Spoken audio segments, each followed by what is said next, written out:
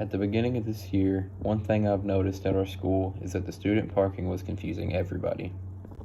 Not many people knew where they were actually parking, and parking spots were still being changed 3 weeks into the school year. So I figured a good project for East would be to try and fix the student parking. So me and Miss Austin started thinking of ways that I could do this. We finally came up with the solution of making a parking spot change colors when people chose it.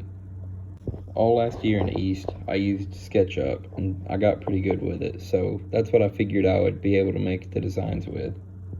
When I was designing the parking lot, I used drone pictures that someone else got for me. The design in Sketchup looked great, but when I tried to export it to Adobe Illustrator, it looked really pixelated and I couldn't figure out how to fix it. So I was gonna have to learn how to use Adobe Illustrator to do this.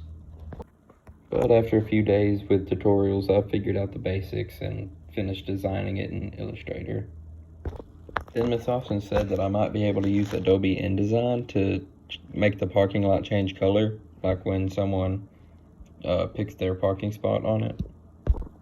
But I couldn't get that to work. Then I thought of making a Google form. This would make it easy to give to all the students, and all the students would also be familiar with Google Forms. After some research, I found an extension that would make answers disappear when somebody chooses them. This would make it so that students couldn't sign up for the same spot and cause the same confusion that we had at the beginning of the year. I tested it out myself on a different Google form, and it seems to work perfectly. But it's going well so far, and I've learned a lot from it, like how to use Adobe Illustrator, which is a new software to me. That also helped me learn how to use Adobe InDesign, which is what I've been designing the other parking lots in.